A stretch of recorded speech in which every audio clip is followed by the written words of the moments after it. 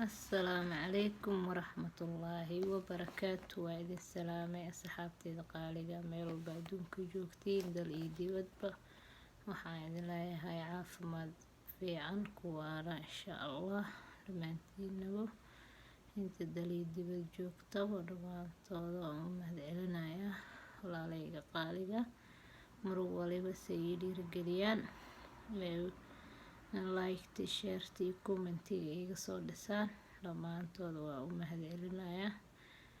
maxaa idin wadaa baahideeqo maxaa idin wadaa waxaa idin wadaa gunaanadkii labadii saaxiib gunaanadkoodii ayaan idin wadaa. marka insha Allah daawasho wanaagsan. baahidii raadinaysay dhigkeerta oo rabtay gabadheedii in loo haayo waxay tiri gabadhii ayay ballansatay waxayna tiri beri ayaan ku sugayaa inaad ii haysid gabadheyda adna iigu noqotid barbaariso fiican ayay ku tiri. waayahay ayay tiri beri ayaan ku imaan doonaa. gabadhii subaxii ayay u imaatay waxayna ka reebtay gabadheedii waxayna aaday dhanka shaqada ay ku laheeday xisaabo aad u fara badan. gabadhii waxay haysay gabadhii yareed ayay barbaariso u noqotay. gabadhii yareed ayay la sheekaysatay waxay tiri saaxiibadeeda cusub ay soo dhawow waxaan kugu soo dhaweynayaa gurigeena weyn. waxay tiri waan dhawahay yareysay magacaaga ii sheeg. markaasay tiri hooyadee waxay ii bixisay Saciida ayay ii bixisay. gabadhii waxay tiri Saciida ayay ii bixisay hooyadeeda waxaana la yiraahdaa Saciido. waxay tiri hooyada magac qurux badan ayay kuu bixisay. ayay tiri waa mahadsan tahay habaryar soo dhawow. waayahay ayay tiri gabadheedii maxaad cunaysaa maxaan kuu keenaa ayay tiri ma waxaad jeceshahay cuntada fudud mase waxaad jeceshahay cuntada culus ayay tiri. waxay tiri aniga waxaan jecelahay cuntada fudud in aan cuno mar waliba sida aan u noqdo qof aad u firfircoon ayay tiri cunugta yareed. waayahay ayay tiri hadda ayaan kuu soo sameynayaa cuntada aad dunida ugu jeceshahay. way ka tagtay gabadhii waxayna aaday dhanka jikada. markii ay tagtay cunugtii yareed ayay waxay u soo diyaarisay cuntadii. markay cuntadii soo diyaarisay waa ay u keentay gabadha ayay cuntadii siisay. waxay tiri ma wada ciyaari karnaa habaryar. haa ayay tiri maxaa diidayo in aan isla ciyaarno waxaanba kuu ahay ayay tiri barbaarisadaada qaaska ah. waayahay ayay tiri habaryar hadda kadib ma kula ciyaari karaa ayay tiri. waxay ku dhahday gabadhii maya aniga hadda kadib ilama ciyaari kartid sababta oo ah maanta kaliya ayaan kuu ahay ayay tiri barbaarisadaada ama gabadhaada ilmaha hayso maanta kaliya ayaan ku hayn doonaa ayay tiri sababtoo ah hooyada ayaa iga codsatay tiri maanta kaliya in aan ku haayo. waayahay ayay tiri dhib ma lahan waana kaa aqbalay. waxay tiri haddaan hooyadeeda kaa tuugo ma ii noqon doontaa ayay tiri weligaaga barbaariso. haa ayay tiri waan kuu noqon doonaa weliba barbaariso aad u wanaagsan ayaan kuu noqon doonaa ayay tiri gabadhii. waayahay ayay tiri ayagoo hadalka sida ugu sheekeysanayo waxaa maqlay gabadha aabaheeda oo guriga kasoo baxayo. wuxuuna yiri why not gabadheedii aad ayay u wanaagsan tahay wayna qalbi wanaagsan tahay ayuu yiri waana laga yaabaa in ay maalin kasto kuu noqoto barbaariso aad u wanaagsan sababta oo ah waa ay dabeecad wanaagsan tahay wayna farxad badan tahay ayuu yiri. aniga waxaan ka bartay ayuu yiri muddo gaaban farxado aad u kala duwan weliba aad u kala gedisan sida dhoola cadeynta kaftanka wuxuu yiri farxad gelinta murugada la iska dhaqaajiyo murugada la iska fogeeyo. Marka wuxuu yiri waxyaabo fara badan ayaanba ka bartay ayuu yiri gabadheydii, adigana taasoo kale ayaan u rajeynayaa in aad ka baran doontid, sababtoo oo ah uu yiri waa qof bini'aadanimada ku dheer ayuu yiri. Waxay tiri ammaantii ayaadba iga badiseen, saa'id ayaadna ii ammaantay ayay tiri gabadhii.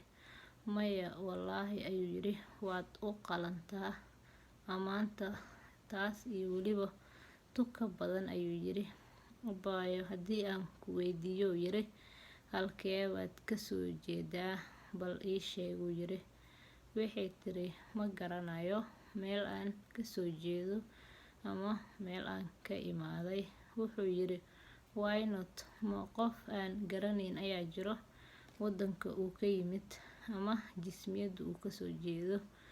Waxay tiri wallaahi inaanan been kuu sheegayn ayay tiri ma garanayo aniga meesha aan ka soo jeeda ayay tiri, oo sababtana maxay tahay, bal wax iiga faahfaahi ayuu yiri arrimahaaga haddaadan dhib u arkaynin uu yiri wiilkii. Waxay tiri wallaahi waa sheeko aad u dheer ayay tiri, waxayna xambaarsan tahay murugo fara badan, waxayna xambaarsan tahay tiiraanyo aad u adag. Wuxuu yiri wax waliba dulqaad ayay u baahan yihiin soo ma ahan.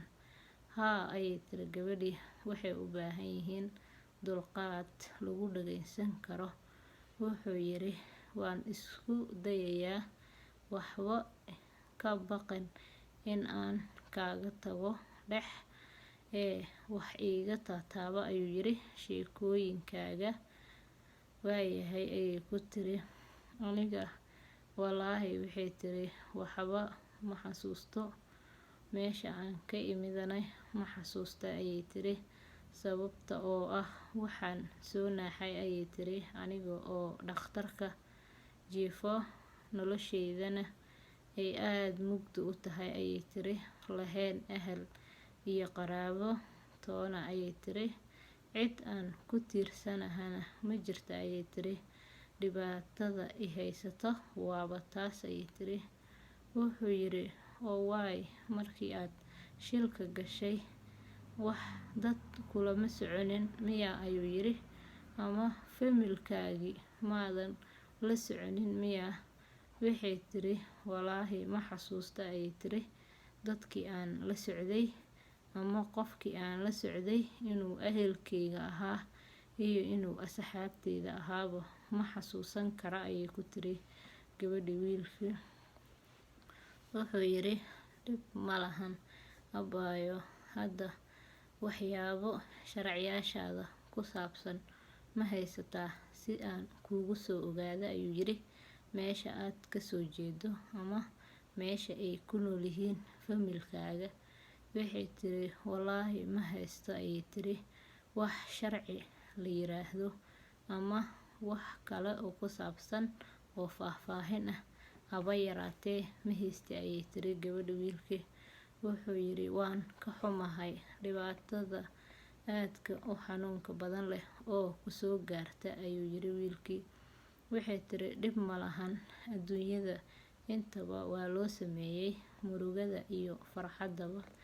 Waxay tiri dhib ma lahan, maalin ayaan ka bixi doonaa, waxaynu iiga baahan tahay ayay tiri dulqaad aad u fara badan in aan u muujiyo. Waayahay ayuu yiri wallaahi aniga mar hore ayaanba qalqali lahay ayuu yiri, waxaanan dareemi lahay cariiri aad u fara badan. Sidee baad u noolaashtaa adigoon reerkaaga ama familkaaga ama fareenkaaga ama asxaabtaada toona aada garanaynin, ma laga yaabaa ayuu yiri in aad adduunyada ku sii noolaato. Haa ayay tiri waay, sababta oo ah maalin ayaa dhici doonta ayay tiri in ay ii soo laabato xasuusteyda qayb ka mid ah, marka wax waliba sabar ayay u baahan yihiin ayay tiri gabadhii. Wiilkii wuxuu yiri haa waa run abaayo, wax waliba waxay u baahan yihiin samar iyo weliba dulqaad aad u weyn. Wuxuu yiri waayahay hadda halkee baad ku nooshahay, ii sheeg halka aad ku nooshahay. Waxay tiri guri aan aniga hadda kiraystay ayaan deganaa, laakiin markii hore waxaan la noolaa ayay tiri dhakhtarkii aadka u wanaagsanaa oo jeclaa dadka inuu farxad geliyo, jeclaana dadka inuu caawiyo ayaan la noolaa ayay tiri. Wuxuu yiri waaba qof aad u wanaagsan, ma i bari kartaa ayuu yiri, waxaan rabaa in aan la kulmo dhakhtarkaaga, ma ii ogolaanaysaa ayuu ku yiri wiilkii. Haa ayay tiri waad la kulmi kartaa, hadda aniga dhakhtarkayga ma ahan ayay tiri, waa aabahayga oo kale, sababta oo ah waa qofka i dhaqaaleeyay ayay tiri anigoo xaalad adag ku jiro oo ku sugan nolol iyo geeri ayay tiri gabadhii. Wiilkii wuu calool xumooday, qeyra ayaana gashay, wuxuuna yiri wallaahi waan ka xumahay ayuu yiri walaashay dhibaatada kugu dhacday. Ayagoo sidii isu wareysanayo waxaa imaatay wiilkii xaaskiisa, waxayna tiri allah ma waxaad bilowdeen in aad is-xog wareysataan, maxay tahay sheekada meesha ka socota ayay tiri gabadhii. Wuxuu yiri istaji xaaskaygii, gabadhan aad ayay u murugaysan tahay, waxayna u baahan tahay in aan u fidino gargaar, weliba aan siino xaq bini'aadanimada dadka ay ku leeyihiin, sababta oo ah uu yiri waxay ka shaqeysaa kambanigeena, waxaana loo baahan yahay in aan caawimaad u fidino. Waxay tiri aniga uma shaqeeya ayay tiri dowladda, xaquuqna ma bixin karo, sababta oo ah maba garanayay ayay tiri gabadhan, waa gacan yarahayga oo kaliya. Wayba inkiraysaa saaxiibadeedii ayay inkiraysaa, waxay diidaysaa in dib raac lagu sameeyo. Marka waxay tiri maba doonayo in ay xaquuq igu yeelato ayay tiri, waxaanan u baahanahay inay isaga tagto gurigayga ayay ku tiri. Gabadhii waxay tiri abaayo qalad ayaad fahantay, aniga wax saa'idan meesha kuma sameynin ayay tiri, gabadhaadana waan ku gaarsiiyey, macsalaamo, gabadhaadana si wanaagsan u haysa ayay tiri, wayna isaga dhaqaaqday. Markii ay baxday kadib wiilkii ayaa warqad intuu qoray ayuu wuxuu geliyay boorsadeeda, iyadoona arkayn ayuu boorsada jeebkeeda u suray. Gabadhii way iska baxday, waxay fariisatay xeebta darjiin ku yaalo.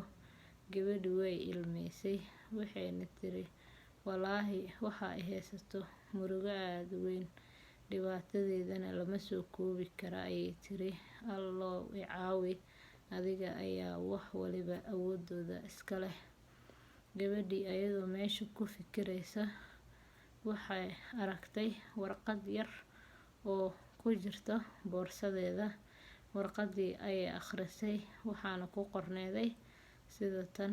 Wuxuu yiri abaayo galabta markii ay tahay 12 galabnimo waxaad igu imaataa ayuu yiri darjiinka hebel la yiraahdo, igu imow ayuu ku yiri. Waxay tiri warqadii way duuduubtay, boorsada ayay iska gelisay, wayna fahmi weysay qofka u soo diray, sababta oo ah maynan ogeyn in ay ugu jirto boorsadeeda warqad. Waxay tiri wiilkii ayay maalintii dambe isku arkeen kambaniga. Wuxuu ku yiri alla maxaad iigu gambisay abaayo, sotaan ku sugayay. Waxay tiri maxaan ka ogaay in aad isugaysid, aniga balan ilama dhiganin ayay tiri, sababta oo ah ima sugi kartid, aniga qofkii ila balamo ayaan u tagaa ayay tiri gabadhii. Wuxuu yiri boorsadaada jeebadeeda waxaan kuu geliyay warqad ku qoran tahay balan. Waxay tiri waan arkay, laakiin waan fahmi waayay ayay tiri qofka uu yahay, anigana waan iska daayay ayay tiri, sababta oo ah meesha ay ka timiday maba garan karo, soo ma ahan ayay tiri. Wuxuu yiri dhib ma lahan, ma is arki karnaa ayuu yiri maanta. Waxay tiri waa macquul, markii aan shaqada ka soo baxo kadib ayaan is arki doonaa ayay tiri, sababtoo ah hadda waxaa isugaya ayay tiri shaqooyinkayga inaan hore u qabsada ayay tiri. Wuxuu yiri shaqadaada soo dhameyso, marka aad shaqada dhameyso ayaan is arki doonaa. Wiilkii wuxuu u noqday wiil wanaagsan, gabadhu qabana waa gabadhi naagtan dhacday. Marka waxay tiri gabadhi shaqadii ayay soo dhameysay, waa ayna soo baxday. Waxay timiday halkii ay ku wada balameen iyada iyo wiilkii saaxiibadeeda qabay. Halkii ayay ku wada sheekaysteen. Wuxuuna yiri abaayo waa macquul in aad leedahay ayuu yiri ehel iyo qaraabo, sababta oo ah qof ehel la'aana maba jira ayuu yiri dunidan. Qof walibana wuxuu leeyahay ehel iyo qaraabo. Aniga waxaan u baahanahay si degdeg ah in aan ula kulmo ayuu yiri dhakhtarka. Waayahay ayay tiri gabadhi. Waxay u geysay dhakhtarkii. Waxayna tiri aabbo waxaan rabaa inaan ku baro wiilka aan ka shaqeeyo kambanigiisa, waana kan barasho wanaagsan. Meesha ayay isku barteen. Wiilkii wuxuu yiri magacaaga ii sheeg. Magacayga waxaa waaye Maxamed ayaa la yiraahdaa ayuu yiri. Magacayga soo dhawow ayuu yiri Maxamedow, kuna soo dhawow ayuu yiri gurigayga. Haye kambanigaaga iyo ganacsigaaga bal iiga waran ayuu yiri. Wallaahi kama sheekayn kara ayuu yiri, wuxuu noo socdaa saro. Waayahay ayuu yiri allaha kuu barakeeyo. Wuxuu yiri in aan kala hadlo ayaan rabaa ayuu yiri arrimo ku saabsan gabadhan. Wuxuu yiri gabadhan arrimaheeda anigaba waan ku wareersanahay, mana sheegi kara ayuu yiri dhibaatada haysato. Marka insha Allah waxaa la heli doonaa ayuu yiri xal arrintan lagu gaari doono ayuu ku yiri ninkii. Waayahay ayuu yiri dhib ma lahan, waxaan soo sameynayaa baaritaan aad u fara badan. Waayahay ayuu yiri soo samee, natiijadana ila soo socodsii ayuu yiri waxa aad la soo kulanto. Waayahay waa uu ka soo tegay. Wuxuuna yimiday gurigii ay joogtay xaaskiisa iyo cunugtiisa. Xaaskiisa ayuu arrintii kala hadlay. Wuxuuna yiri xaaskaygii maanta wallaahi waan ka xumaaday ayuu yiri gabadhaas dhibaatadeeda. Waxayna igu gelisay ayuu yiri murugo aad u fara badan oon la soo koobi karin. Maxaan u qaban karaa ayuu yiri gabadhaas in aan caawiyo ayaan u baahanahay ayuu yiri, aan soo istaago garabkeeda, sababta oo ah uu yiri waxba ma xasuusan karta ayuu yiri, dhibaatada jirto ayaaba taas ah. Gabadhii way ay xanaaqday. Waxay tiri goormaad bilowday in aad ka fikirtay ayay tiri shaqaalada guriga ama shaqaalada nooga shaqeysa ayay tiri kambanigeena. Goormaad bilowday in aad tixgelisa ayay tiri naagaha kale, ma hadda ayaad yeelatay waji cusub. Wuxuu yiri wallaahi uma haya ayuu yiri hadda waxyaabo saas u sii fog, laakiin waa xaquuqda bini'aadanka ayaaba ku saleysan ayuu yiri in aan u fidiyo gargaar gabadhan, waanan u sameynayaa ayuu yiri. Taasna aniga ayay iga soo baxdaa, aniga ayaana awooda ayuu yiri wiilkii. Waxay tiri samee waxa aad doonto, anigana waxaan sameynayaa wixii aan doono ayuu yiri wiilkii. Waa uu ka soo tegay. Wuxuuna soo aaday halkii gaariga shilka ku galay ayuu yimiday. Wuxuu wareysiyo la yeeshay dadkii joogay goobta shilka ka dhacay. Wuxuuna yiri arrimahaas iga sheekeeya. Waxaa la yiri gabar ayaa timiday halkan waxayna keentay gabadhan waana ay isaga dhaqaaqday mana ay soo raadinin dib dambo. Gabadhina way ilowday magaceedii iyo weliba reerkeedii. Markii sharciyadeedii dib loo fiiriyay waaba la waayay. Wuxuu yiri waan ka xumahay dhibaatada aadka u weyn oo ku dhacday gabadha walaashay ah, laakiin hadda waxaan u baahanahay in aan garab istaago oo caawiyo. Maxaan sameyn karaa ayuu yiri. Wuxuu yiri waxaad sameyn kartaa baska meesha uu ka socday iyo meesha uu u socday ayaad tegaysaa, waxaadna qaadaysaa ayuu yiri sawirka gabadha, waxaadna geynaysaa ayuu yiri baska meesha uu ka yimiday, sidaas ayaadna ku ogaan kartaa. Waayahay ayuu yiri. Gabadhii ayuu sawir ka soo qaaday wuxuuna yimiday busteejadii gaariga ay ka soo raaceen. Wuxuu weydiiyay dadyowgii. Waxaa lagu yiri waan ka xunahay sababta oo ah darawalkii gaarigaas waday maalintii waa uu dhintay, adduunkana kuma noolo, qof aan wareysan karnana maba naqaana ayuu yiri. Oo anaga halkan gawaarida dadka waan ka kireynaa wayna raacaan, dib dambana uma sii tix raacna ayuu yiri. Wuxuu yiri dhibaato ma lahan waana iska tigi karaa. Nasiib daro waxaa la yiri god siraad ha qodin haddaad qodana ha dheereynin. Dhibaatadii ayada ayaaba isku soo furtay gabadhii. Waxaa timiday xaaskiisii oo ordayso ayaa timiday meeshii uu joogay ninkeeda uu ka raadinayay cadeemaha gabadhaas miskiinta ah oo xaqeeda la dudsiiyay ayuu imaaday. Ayadana barti ayay imaatay ayadoo isdhehayso baabi'i cadeynta gabadhan. Nimankii baska ayay u imaatay gabadhii waxayna ku tiri gabadhaas aniga ayaa garanayo mana doonayo in ay sheegtiin, lacala hadduu idiin imaado qof raadinayo ama qof ku jiro baadi goobkaas in aad u sheegtiin ma doonayo ayay tiri. Marka afkiina waa inaad xirtaan. Wiilkii asoo iska noqonayo wuxuu arkay xaaskiisa gaariga ay wadatay ayuu meesha ku arkay.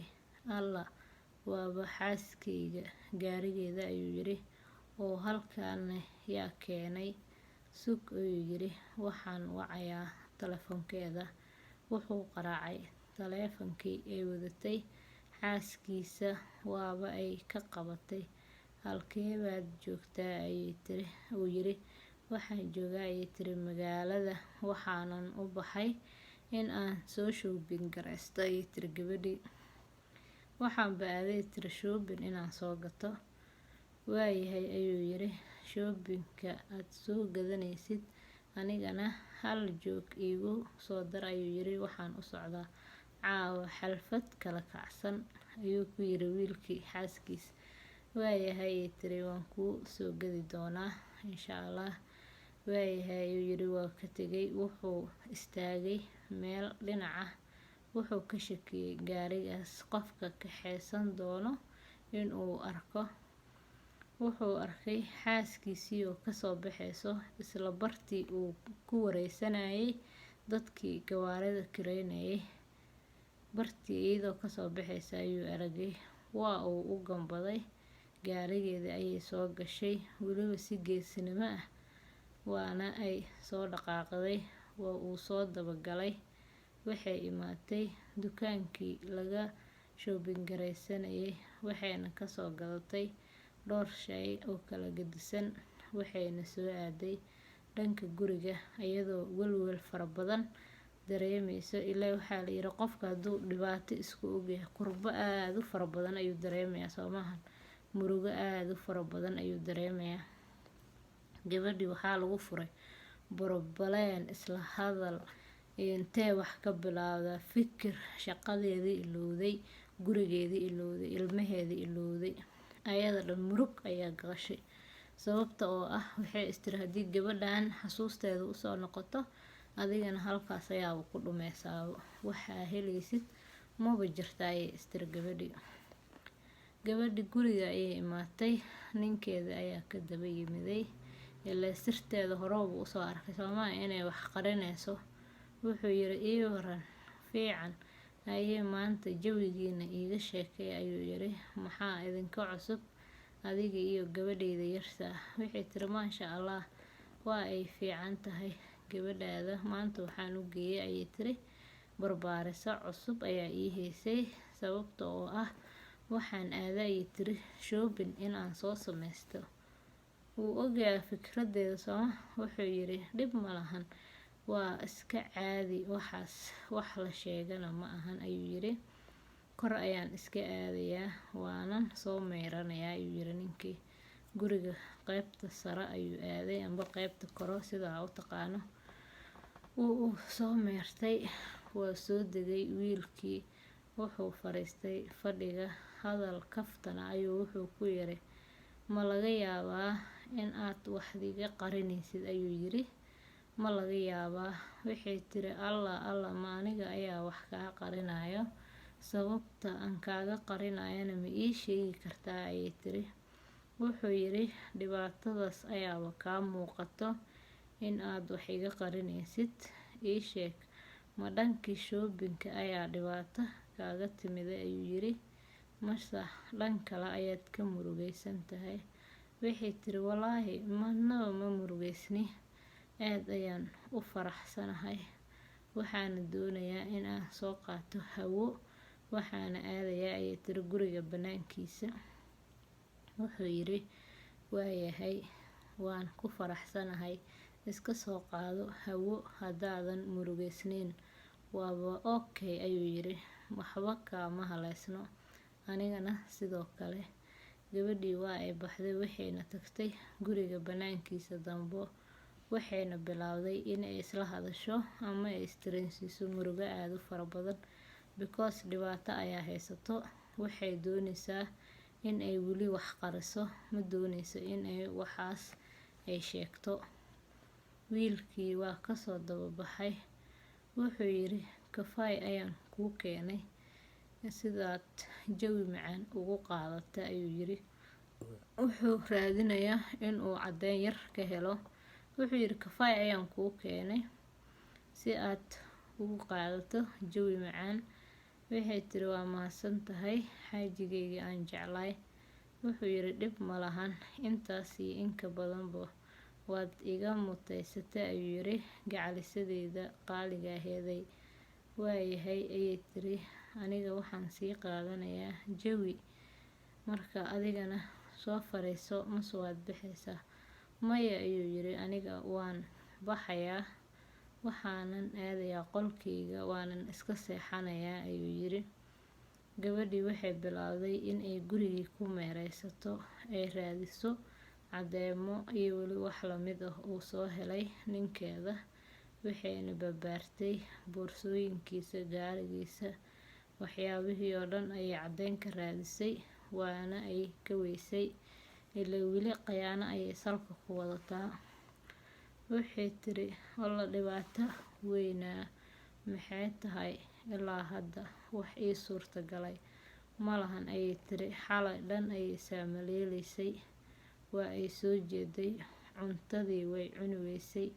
Ayadii dhan waxaa ku dhacay isbeddel aad u weyn, waxayna dareemaysay murugo aad u fara badan. Subaxii ayuu soo kacay ninkeedii, asiga ayuu yaaban. Wuxuu yiri oo xalay ma halkaan ayaa waaga kuugu baryay? Haa ayay tiri halkaan ayaa waaga iigu baryay, bartaan ayaanan hala seexday, hurdadii ayaaba ii goysay. Wuxuu yiri alla xaaskeyga waad xanuunsanaysaa, inakeen aan ku geeyay uu yiri dhakhtarka si lagugu soo dabiibo ama lagugu soo daweeyo. Waxay tiri maya waan caafimaad qabaa, waanan iska bogsan doonaa ayay tiri. Shaqadii maadan tegin miya ayay tiri saake? Haa waan tegayaa ayuu yiri shaqadii, waxaanan ka leeyahay arrimo qaas ah in aan maanta ku soo sameeyo inaan doonayaa. Waayahay ayay tiri ilaahay ha kuu soo fududeeyo ayay tiri shaqadaada. Wuxuu yiri isigana maxaa maanta adiga naftirkaaga ma aadaysid miya dhanka shaqada? Waxayna tiri maya, aniga maanta caajis ayaan dareemayaa, waxaanan doonayaa in aan seexdo ayay tiri xaaskiisa. Waayahay ayuu yiri, iska naso, aniga ayaa kuu soo shaqaynayay ayuu ku yiri xaaskiisa. Asxaabteeda qaaliga, halkaas ayaan ku joojinayaa sheekadeennii quruxda badneed. Insha Allah intaan ka kulmayno markaan iyo marka xigto, waxaan idinkaga tegayaa assalaamu calaykum waraxmatullaahi wabarakaatuh. Walaalahayga qaaliga, hanaga iloobina subscribe-ka, like-ta, share-ka, comment-iga, intaba waxay noo tahay dhiirigelin. Waxaan idinkaga tegayaa assalaamu calaykum waraxmatullaahi wabarakaatuh. asxaabteeda qaaliga, dal iyo dibadba meesha ka joogtiin, caafimaad fiican insha Allah.